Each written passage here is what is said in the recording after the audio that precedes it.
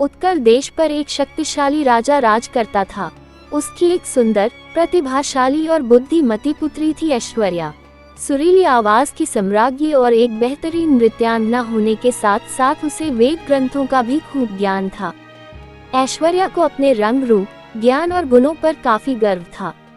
21 वर्ष की होने पर उसके पिता ने कहा, पुत्री, मैं तुम्हारे लिए स्वयंवर आयोजित कर रहा हूँ। इसमें देश भर से राजाओं और राजकुमारों को आमंत्रित किया जाएगा। जिसे तुम चाहो अपना वर चुन सकोगी। पिताजी, मेरा स्वयंवर साधारण नहीं होना चाहिए। जिसे मैं अपना जीवन साथी चुनूंगी वही एक विशेष व्यक्ति होगा, एक ऐसा युवा जो सर्वोत्तम से भी बढ़कर हो। ऐश्वर्या पिता से बोली, कौन कितना सर्वोत्तम है ये कैसे मालूम पड़ेगा पुत्री? इसके लिए हमें विभिन्न श्रेणियों में प्रतियोगिताएं आयोजित करनी होंगी। सभी प्रतियोगिताएं जीतने वाले को सर्वश्रेष्ठ और उपयुक्त माना जाएगा। तो फिर किस किस तरह की प्रतियोगिताएं होनी चाहिए? तीरंदाजी, गायन, नृत्य कला, शास्त्र, ज्ञान और सौंदर्य। ऐश्वर्या बोली, ठीक है। ऐश्वर्या राजा बोला, मैं रतन से कह देता हूँ, वो स्वयंवर की सभी व्यवस्थाएं करनी शुरू कर देगा। रतन राज्य के प्रधानमंत्री का पुत्र था। ऐश्वर्या और रतन दोनों एक साथ पले बड़े थे। किसी को भी मालूम नहीं था कि रतन मन ही मन ऐश्वर्या को चाहता था। वह जानता था कि ऐश्वर्या से विवाह करने की अपनी अभिलाषा को वह कभी व्यक्त नहीं कर सकता था। अब वह ठहरा एक मंत्री का बेटा और ऐश्वर्या इतने बड़े देश के राजवंश की राजकुमारी। 6 महीने बाद प्रतियोगिताएं प्रारंभ हो गयीं। दूर देश से राजा, महाराजा, राजकुमार और राजसी पुरुष इनमें भाग लेने पहुँचे। सभी प्रजावासियों ने एक एक प्रतियोगी की प्रतिभाओं को देखा। हफ्ते भर ये प्रतियोगिताएं चलती रहीं और 8वें दिन परिणाम घोषित किए गए। कोई भी राजा या राजकुमार स्पष्ट विजेता नहीं बन पाया। कौशल का राजकुमार कामदेव सबसे सुंदर था तो उल्हास राज्य का राजकुमार प्रकृत गायन में प्रवीण था। कृतिका के नृत्यानंद ने नृत्य में अपना लोहा मनवाया तो कांचीपनम के पराक्रम सर्वोत्तम तीरंदाज घोषित किए गए। शास्त्र ज्ञान में स्वस्तिपुर के ज्ञानचंद्र विजयी रहे। अब क्या किया जाए पिताजी? ऐश्वर्या ने पूछा। इन्हीं में से तुम्हें अपना वर चुनना है पुत्री, राजा ने उत्तर दिया।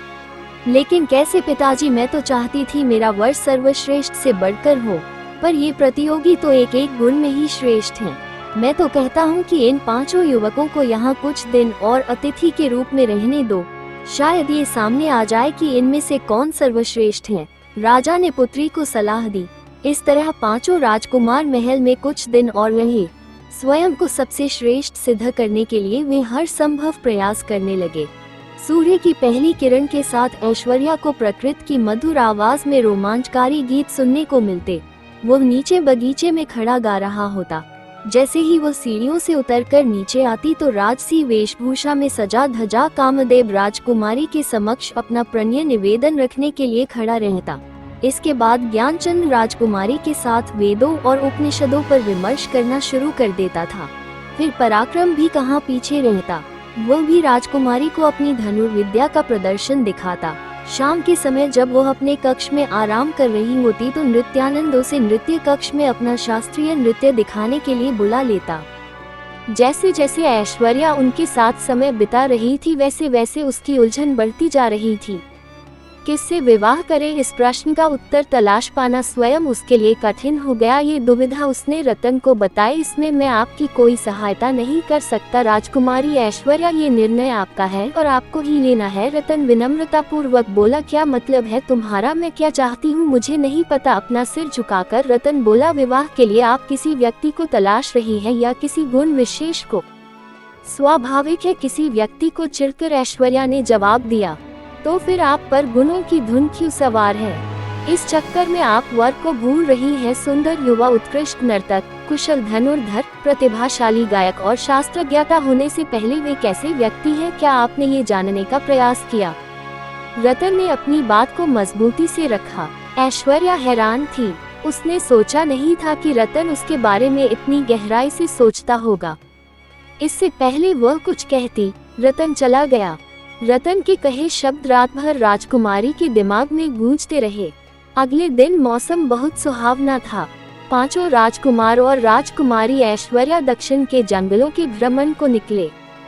रतन भी उनके साथ था। वह भूल गई कि उसके साथ सुरक्षाकर्मी नहीं है। ऐश्वर्या राजकुमारों से बातें करती चली जा रही थी। इस बीच समय कैसे बीत गया उन्हें पता ही नहीं चला।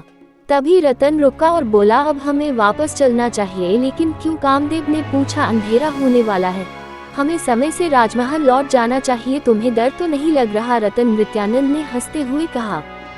तुम चिंता मत करो, हम हैं न तुम्हारे साथ। पराक्रम बोला। हाँ, हम हैं न साथ में। ज्ञानचंद ने भी अपनी बात जोड़ी। उन्हें अनदेखा करते हुए रतन बोला, ऐश्वर्या, महल से निकले 3 घंटे से अधिक समय हो चुका है। महाराज चिंता कर रहे होंगे। जंगल के इस इलाके में शेर हैं, हमारे पास शस्त्र भी नहीं हैं।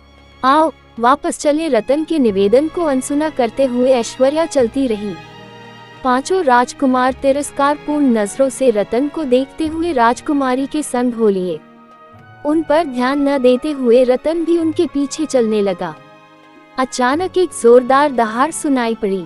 सब रुक गए। कुछ ही कदमों की दूरी पर एक खतरनाक शेर खड़ा था। ऐसा शेर ऐश्वर्या ने कभी नहीं देखा था। वह ऐश्वर्या को घूरने लगा और उस पर गुर्राने लगा। इससे पहले कि कोई कुछ करता, रतन राजकुमारी के आगे आकर खड़ा हो गया। शेर ने रतन पर नजरें गड़ा दी। रतन बोला, भागो ऐश्वर्या भागो, शेर भूखा है। जब तक मैं इसे रोक सकता हूँ रोकूंगा, आप भागो। हाँ आओ ऐश्वर्या, सैनिकों को बुला लाते हैं, कामदेव ने कहा। मैं रतन को छोड़कर नहीं जाऊंगी, ऐश्वर्या बोली। अरे हम छोड़कर थोड़े जा रहे हैं, मदद मांगने ही तो जा रहे हैं। नृत्यानंद के मुंह से बड़ी मुश्किल से बोल निकल पा रहे थे। शेर हमें कच्चा खा जाएगा, भागो ऐश्वर्या, पराक्रम चिल्लाया। रतन को छोड़कर मैं नहीं जाऊंगी, राजकुमारी बोली। लेकिन हम तो जान बचाएं, ज्ञानचंद्र बोला और सभी भाग लिए। रतन एक फुर्तीला और हृष्ट पुष्ट युवक था। जैसे ही शेर रतन की ओर बढ़ा, रतन शेर की पीठ पर झपट पड़ा। अपनी मजबूत भुजाओं का फंदा बनाकर उसने शेर की गर्दन को जकड़ लिया।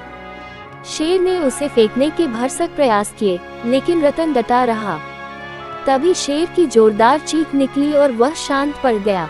ऐश्वर्या ने पलटकर देखा, सुरक्षाकर्मी पहुंच चुके थे। उनके चलाए तीरों से शेर धराशायी हो गया था। रतन उठ खड़ा हुआ। शेर ने उसे कई चोटें पहुंचाई, लेकिन वे गंभीर नहीं थी। ऐश्वर्या दौड़कर रतन के पास पहुंची और उसका हाल पूछा। सुरक्षाकर्मी बोला, महाराज आप लोगों के लिए चिंतित हो रहे थे और उन्होंने हमें आपको तलाशने के लिए भेज दिया। रास्ते में वे 5 राजकुमार हमें मिले और उन्होंने हमें बताया कि आपकी जान खतरे में है। अगले दिन ऐश्वर्या रतन से मिलने पहुंची। कैसे हो तुम रतन? मैं तुम्हें अपना निर्णय बताने आई हूँ। अच्छा तो किसे चुना आपने?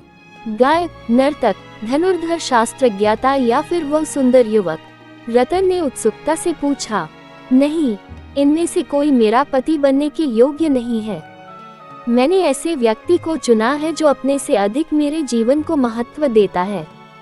रतन ने सिर उठाकर ऐश्वर्या के चेहरे की ओर घूर कर देखा। क्या आप सच कह रही हैं राजकुमारी ऐश्वर्या? हाँ, मैंने तुम्हें अपने पति के रूप में चुना है। अब मैं तुम्हारे दिल की बात जानना चाहती हूँ। मुझे अपनी जीवन संगिनी स्वीकार करोगे? ऐश्वर्या, मैंने सदा आपको दिल से चाहा है। मुझे अपने योग्य समझकर आपने मुझे दुनिया का सबसे भाग्यशाली इंसान बना दिया है। 1 माह के पश्चात ऐश्वर्या और रतन का विवाह हुआ। इस भव्य आयोजन में सौंदर्य की प्रतिमा ऐश्वर्या और प्रसन्नचित रतन को देखकर उत्कल वासियों ने वर वधू की खूब वाहवाही की। कहानी पसंद आए तो लाइक करें, ज्यादा से ज्यादा दोस्तों को शेयर करें। चैनल पर नए हैं तो सब्सक्राइब करें, बेल आइकन प्रेस करें ताकि वीडियो सबसे पहले आपको मिलते हैं अगली कहानी के साथ। धन्यवाद।